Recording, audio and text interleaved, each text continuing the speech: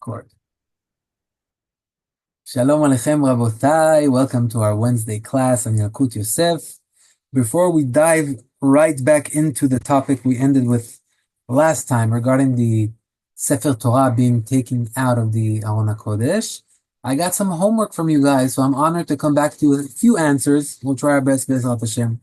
The first question we were asked was, why do we sit down in Uva Letzion? So the answer is something that you just have to accept. The answer that is brought down, it's according to Zohar HaKadosh, as well as the Ari, which means according to Kabbalah. They say that at this point in Uva Letzion, you need to sit down. So we just accept. When it comes from the Zohar, we just accept. The Chazon Ish Dafka says that you should stand up because, as we mentioned last week, there's a part in Uva Letzion that's called Kedusha de Sidra. It's like Kedusha when we say Kadosh, Kadosh, Kadosh, right? And in the Uva Letzion after Ashrei, after Amidah. So since it's like Kedusha, in Kedusha we stand, so the Chazon Ish, there's a rabbi for Ashkenazim, he says, therefore we should stand over here. Sometimes I pray with Ashkenazim on Motzei Shabbat, and they're Arvit Shel Motzei Shabbat. When they get to this part of the Kedusha de Sidra Uva Letzion, everybody's standing. My brother and I, sometimes we sit down, everybody else is standing. It's a question if you're allowed to be different than the others, if you're alone or not, if you have what to rely on, that's a different topic, so we'll not get into that. But the bottom line is that some poskim, mainly Ashkenazim, they hold that this is a place that you actually should stand up because it's like Kedusha. But us, for the Sfaradim, we go according to the Zohar, according to the Kabbalah, and that's the right place to sit according to Kabbalah. What about Tachanun? I was asked last week as well. How come we sit over there? Do we need to sit? So as we explained that according to the Zohar, even though it's called Nefilat Apayim, which means falling down completely in a bowing position, we don't do that like the Ashkenazim. The Ashkenazim do the hand and bow almost fully because they are doing the full action of what is called levarer nitzotzot, to go into the klipot, to go into the darker parts and to try to lift high spirituality, right? When we do, hey, Islam, Baruch Haba, Yigal, Baruch Haba. When we do physical things down here, we believe that it has an effect up there, right? When we're shaking Arbat Amninim or Alulav, we all understand that, this may look a little bit strange. What are we doing shaking a piece of that grows on a tree right now? But we believe that the effect of the physical things that we do down here has effect up there. So the Nefilat Apayim is kind of like sinking into the lower parts, as we explained last week, in order to lift some sort of sparks of Kedusha, whatever that means. These are high things, but that's what the Tachanun is. It's a very high part of the Tefillah. So according to the Zohar HaKadosh, we shouldn't put our hand, we shouldn't go fully into that because there's danger. When you go into that dark place, maybe you can get caught over there. So don't do the full action. So we don't sit and put our hand on our head, but the custom is to sit. However, I heard a Rav that was asked, what if there's no place to sit? Like everybody was standing and then some people took seats, there's not enough seats. Can I say it? He said, of course. Once the Zohar said that we don't sit down and put our hand down like the Ashkenazim, then we don't really have to do all that. The custom is to sit, but if you're not going to sit, it's still a valid tachanun. You can also say it while you're standing up. And regarding the ketoret, I was asked on the ketoret, maybe I have it here. I don't know. I don't remember if I showed it to you last time, but the ketoret written on a kelaf, it's a big segula. So we said, what's the source for this? So I'm sure you've seen this before, but this is the ketoret, right? Usually they add a lamnatzach on the third page. And over here, if you look carefully, you'll see, right? Ata Hashem Elokeinu shikriu avotenu, etc. So where's the source for this? Where did this come from? Two sources. One source from a rabbi called Rabbi Moshe ben Makir. Rabbi Moshe ben Makir says that this ketoret is a segula to protect your soul, to be protected. It's a protection segula, to read it for me. And another Rav called Rav Kaf Chaim Palaji, which just last week was his Hilulah, and Rav Zabichi from Israel was in an article in the news, in one of the websites or newspapers, as the only Jew that went to visit the kever of Rav Palaji and his Yahrzeit this year, because it's in Turkey. No Jews can go into Turkey. He had to take 3 different flights to get to the grave of Rav Palaji. This Palaji says, reading from this Ketoret, is a big segula for Parnasa. So if you want to protect your soul, if you want to get Parnasa, buy this. It's a good segula. Segula means it has that ability, misugal. It's able to do those things. Now that we're done with the homework from last week, we can get back to our topic. So, as of now, we are in what is called Hagbaha, lifting up the Torah.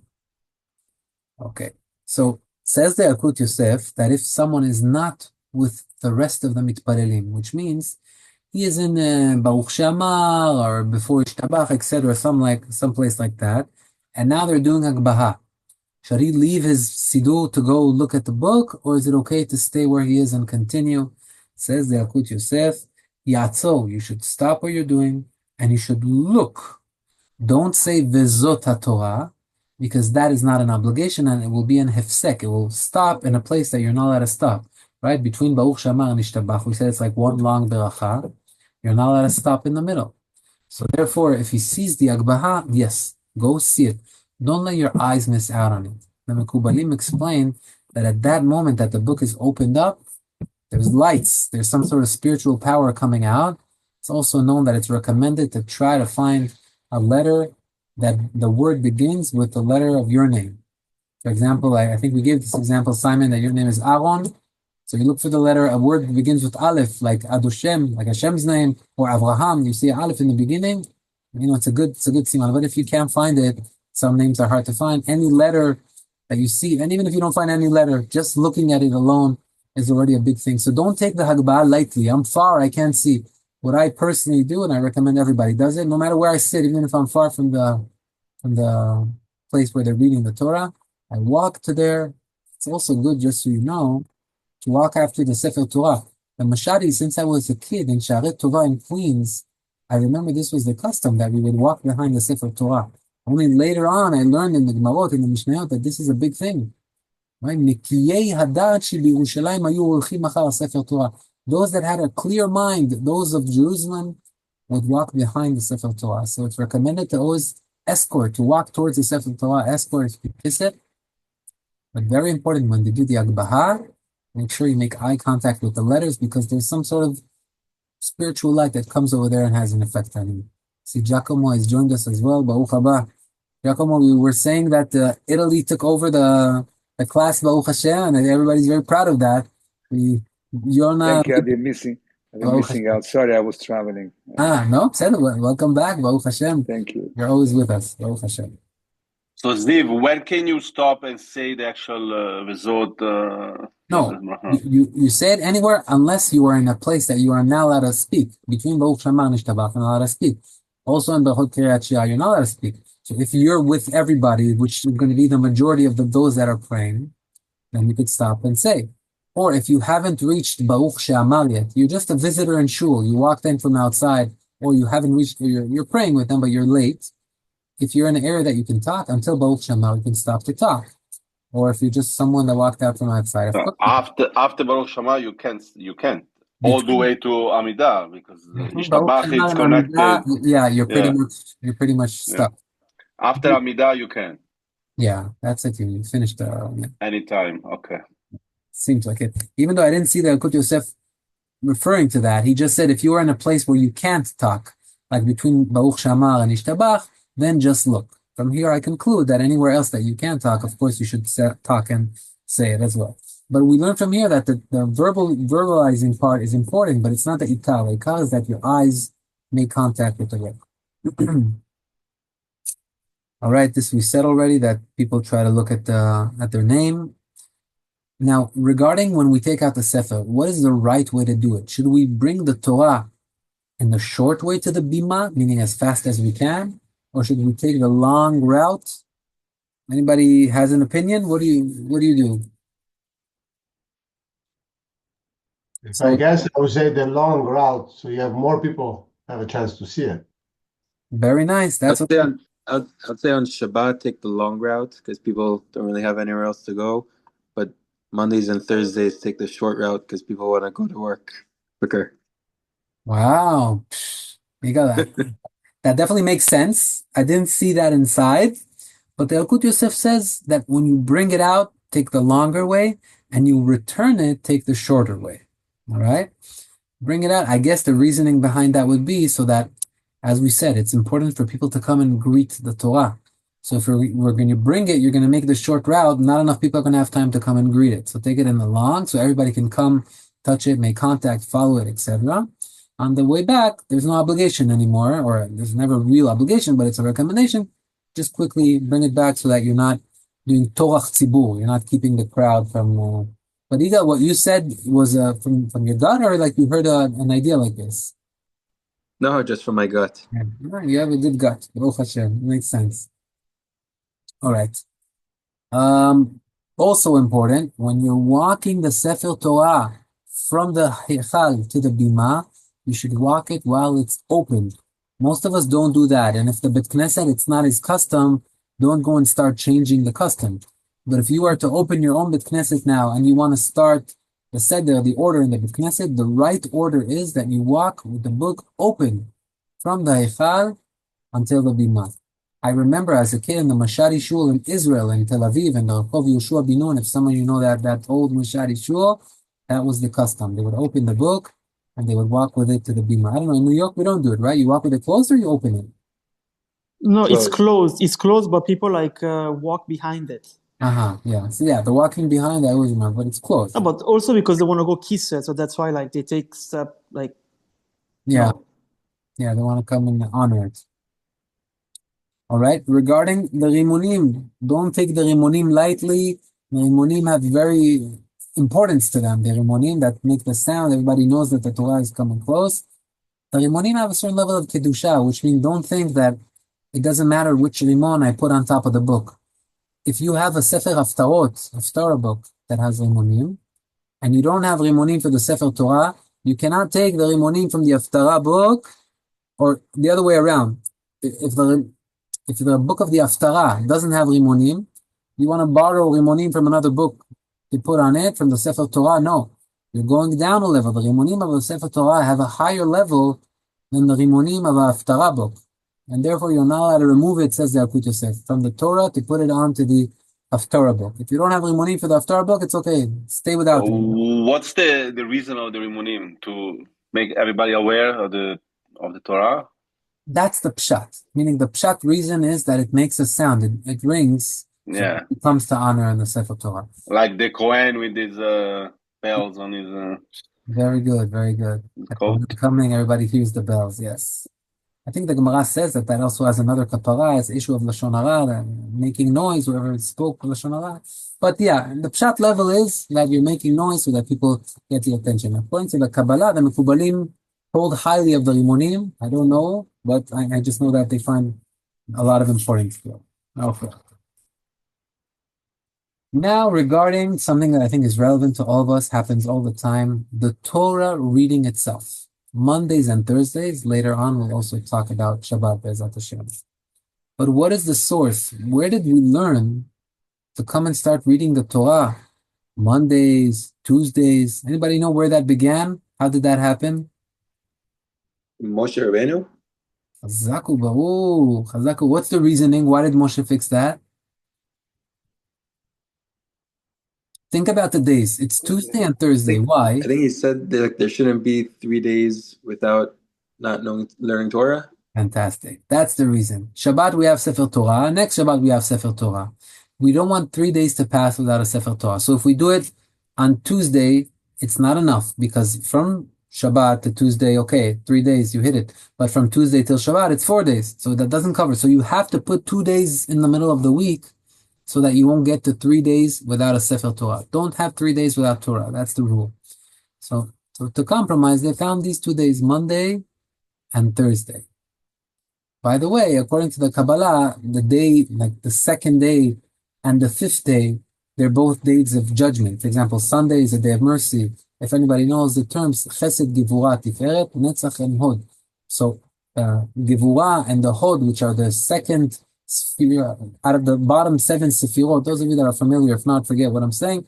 But the second and the fifth, which are on the left side, which represent the Din, the judgment, those are days 2 and 5. So those are days of judgment. So better to have a Sefer Torah on this to kind of sweeten the judgment. Again, these are Kabbalistic terms, but we should know every day has something behind it. Where, the 7th day is Malchut, is royalty, is kingdom. But the days throughout the week, Sunday is more mercy, Monday is more judgment, etc. That's for another time. So what does Moshe Rabbeinu fix? He said, since he should have 3 days without Torah, we'll read it on Mondays and Tuesdays. But someone lived after Moshe Rabbeinu, and he had more takanot. He said, let's have 3 olim. How many olim are we going to have on Mondays and Thursdays? Like 7 on Shabbat? No, 3 olim. And how many psukim? He said you have to have 10 psukim when you read in Mincha Shel Shabbat. You need 10 psukim. So the question is, who did that? Anybody know? That was Ezra. Ezra Sofer. Ezra is he who lived in the time of the rebuilding of the second Bet HaMikdash, when people were deported to Bavel with Nebuchadnezzar, the king of Bavel. He deported us outside of Israel, exiled us. After 70 years, when we got the good news that we can come back and rebuild our Bet HaMikdash, Ezra was there, and Ezra came and had a lot of takanot. Takanot means setting certain halachot so that life would be more in order. One of them is this. He had a very tough challenge, by the way, Ezra, because he was dealing with people. He was dealing with people that they lived in Bavel for so many years, 70 years without Eretz Israel. Some of them may have given up on the dream of coming back to Israel. Some of them married goyot. What do you do? Some of them have children that are goyim. They married a goya, now they have goyim. Chachamim teach us that he had a very tough job. He had to come and tell these Jews, divorce these wives. They're not Jewish. These kids are not Jews. You come back to Israel and start a new family. That's one of the challenges that Ezra was faced. But he had a lot of takanot, a lot of rules and halachot that he put on the Jewish people, and he was accepted. One of the things that he was metaken is that you should have 10 psukim in the Mincha Shel Shabbat, and on Mondays and Tuesdays as well as Mincha, 3 olim, right? So if you have 10 psukim, each one reads at least 3 psukim. That's the rule, and altogether it should be at least 10. How many olim do we have generally? So Mondays and Thursdays is the least, is 3. When do we have, let's see if you guys know, when do we have 4 olim? Rosh Chodesh. Rosh Chodesh, Chazak Bo. When do we have 5 olim? 3 times a year, that's a hint. Chagim. Chagim, Yom Tov, exactly. 5 olim on Yom Tov. When do we have 6 olim? Yom Kippur. Kippur, and 7 is Shabbat. That's basically our order, and then after that, of course, you have the maftir. So you have between 3 to 7 olim. Now, what happens, this I've seen with my own eyes a few times, if you weren't able to hear the Kiriyah of the Torah on Shabbat, all right? Do we complete it later or do we not complete it later? By the way, during Corona, this happened a lot. I'll tell you the halacha first, then I'll tell you what happened in our shul. The halacha is that if you are someone on your own that missed the Torah reading, you don't have an obligation to complete it. It's a chova of the tzibur. It's an obligation of the community. So if the community is gathered there, they have to come and read the Torah. But if everybody was at home, you're exempt because the community didn't join together. You're alone. You're not obligated to have Torah reading. Having said that, during we are obliged to read it once by ourselves during the week, and then again in Shabbat. So what Giacomo is mentioning here is the halacha that chayav adam likro shnai mikra ve'echad targum. We have to read it within the week, twice the Torah in the actual language, which is Hebrew, and then once the translation of Unkelos, which is Aramaic. That is the halacha. That was the Shulchan Aruch writes. That doesn't refer to reading the Torah out loud. Meaning if a person just reads those on his own, and he is in a Shabbat in, I don't know, in some sort of place where he doesn't have a Sefer Torah, he's exempt. He's not, there's no punishment, he's not obligated. He shouldn't put himself in that situation to begin with, but if he missed it, he doesn't have to complete it, he's exempt. He still has to read to himself twice the Torah and once the Targum, the Unkelos. But the Torah itself doesn't have to be read out loud. Having said that, we try to complete it. And the Yalkut Yosef says, what is the right way to complete it? Let's say you missed Parashat Shemot, all right? The week after that, Parashat Va'era, what is going to be the order of the Torah reading? We want to complete Shemot. So now the community received the Torah. This happened in Corona. We had months and months where we didn't have a minyan, we were not allowed to go out, and we missed maybe over a whole book, was it Shemot or Vayikra? So the Torah reader came, and they brought a very fast Torah reader, and he read very quickly in the first Aliyah of the Kohen, everything that was missed, meaning he read 3 months of reading in one Aliyah for the Kohen, and he read until the Parasha of the Shavua, he read including the Parasha of the Shavua Kohen, and then the Levi had an Aliyat Levi and continued regularly. But the Kohen is he who pays the price or gets the zechut. He has a very long aliyah. Probably the longest aliyot in the history happened during Corona, where the Kohanim had enormous aliyot. But that's the right way to do it. But if someone asks you, what is the deen? What is the halacha? If I miss Torah reading this Shabbat, do I have to go now to find another? Do I have to complete it? You're not. It's a chovat tzibur.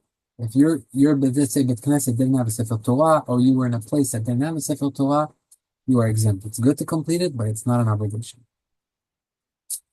All right. Now regarding moving a Sefer Torah, we see this a lot. Someone has a Shiv'ah, or someone has some sort of Shabbat Chatan.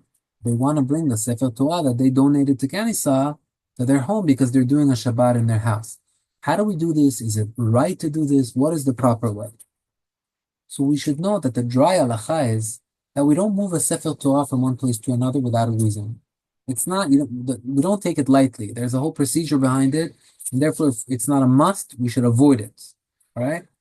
And even if you do it, says the Yalkut Yosef, it's better to do it with 10 people, meaning escort the Torah with 10. It's not always possible, but the right way, the best way, if you have 10 guys that can come to the shul and together walk it to the place that you want to have or drive it, whatever it is, that is the most proper way.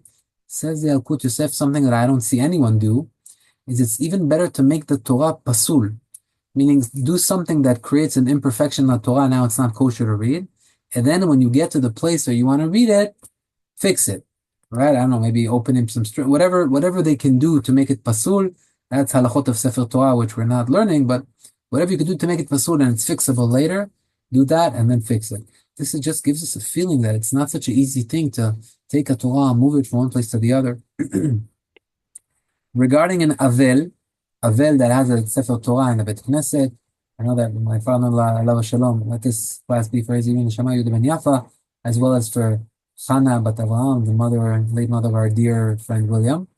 So in his Shiva, they had a Sefer Torah that they gave, today it's not recommended to donate a Sefer to Shul. Instead of donating, you kind of loan it. It says on it that it belongs to us and we're giving it to the Shul to use, but whenever we want, we could take it.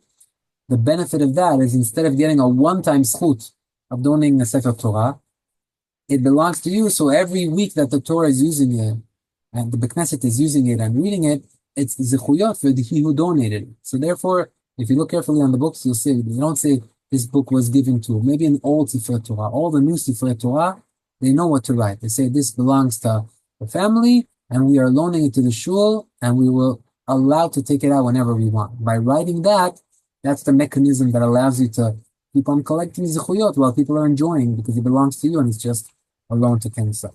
Ziv, what about if you take it from one floor to another floor, like in Shara Hamim, top floor to the bottom floor? Yeah, that happens.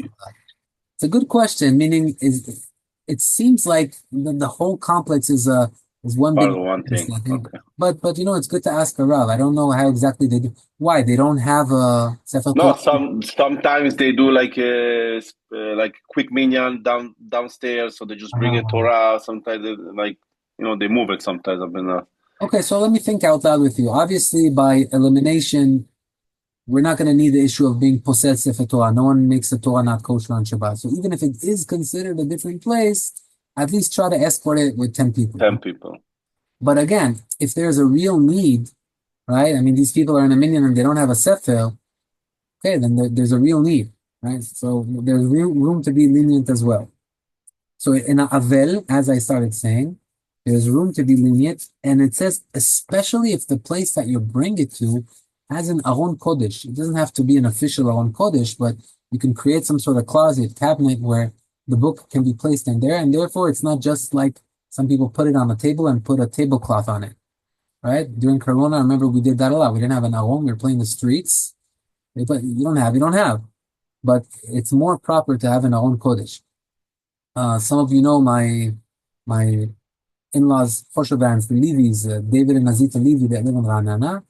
During Corona, next to their home, a minyan began outside on the street. And now that Corona finished, they're still very comfortable with that minyan, and they do it. And so right outside of Mr. David Levy's house, they created a small Aron Kodesh so that the Torah could be there. And when they pray, It's in one of the houses. They bring it out, but they leave it in the aron so that it's always like honored in aron. So that makes it lighter. If there's an aron, it's even better. Now, what happens if someone comes to the Bet Knesset in the morning and says, guys, we're 9. There's an Avel. We're all praying in his house, and we're only 9 men. Who can complete a minyan for us? But he says there's a catch. We don't have a Sefer Torah over there. The Bet Knesset didn't allow us to bring. We're praying without Sefer Torah. Is it better to go complete the minyan or to stay in your minyan and hear a Sefer Torah? What is the halacha? What do you think? Complete the minyan, in my opinion. Chazaku Baruch Steve. I'm not going to give anyone another chance. That's the right way of thinking. We have to help complete a minyan. Says the Yalkut Yosef, you did much greater of a thing by helping this Avel have a minyan than by losing the Sefer Torah. And he says, you don't have to go and complete the Torah reading later. You don't have to go look for a minyan. I missed the Torah. Oh my God. If you do it, he says, Tavo alecha beracha. You should be blessed from the heavens. But you're not obligated. And if you have to choose between one, choose completing a minyan. It's a very high thing, especially for the Avel. You did a huge chesed. Ziv, is there a reason they specified Avel?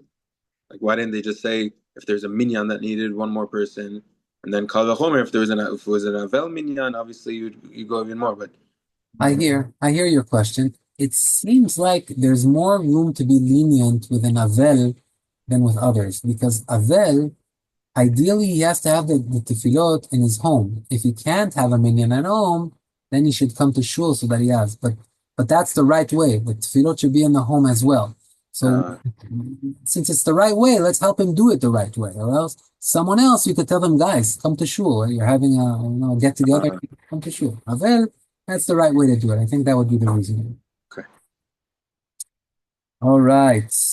Achnasat Sefer Torah. If any of you have been a part of this ceremony, which I'm sure all of you have, beautiful ceremony, the custom is, in many shuls, that when they bring the Torah, let's say they wrote it in someone's house, they did the letters, now they're running in the streets, and when they arrive to the shul that the Torah is going to be in, the Sifrei Torah of that shul are taken outside to greet the Sefer Torah and to accept it.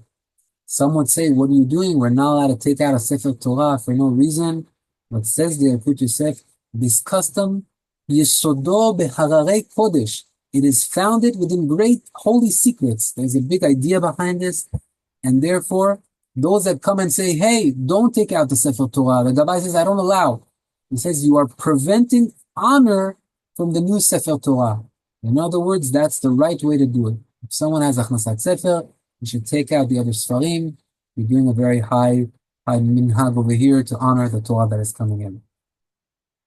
Regarding Simchat Torah, we're talking about, are we allowed to remove a Torah from the Heichal for no reason? Simchat Torah, can we take out the Torah, not just to the bima, but to the streets to dance with the Torah? He says you're allowed to do that. Just be careful that the Torah is not in danger and there's no non-sanua sites over there for people while they're dancing, and they're going to be in a non-holy environment. It's not for the honor of the Torah. But this is the rule, says the Yalkut Yosef, and take this with you. If you remember this from today, you did a good job. The rule is, whatever is done to honor the Sefer Torah, it is allowed. That's why the other Sifrei Torah are coming out to honor the Sefer Torah. That's why are we taking out the Sefer Torah to dance in the streets? Because we're bored? Because we're crazy? We want to honor the Sefer Torah, so we're dancing with it in public. Since it's done for the honor of the Sefer Torah, that would be a lot. We're going to stand over here, Rabotai. Tzkula mitzvot, chazak u'baruch. We'll see you next week, inshallah. Chazak Baruch, thank you. Bye-bye. Thank you, Ziv. Bye.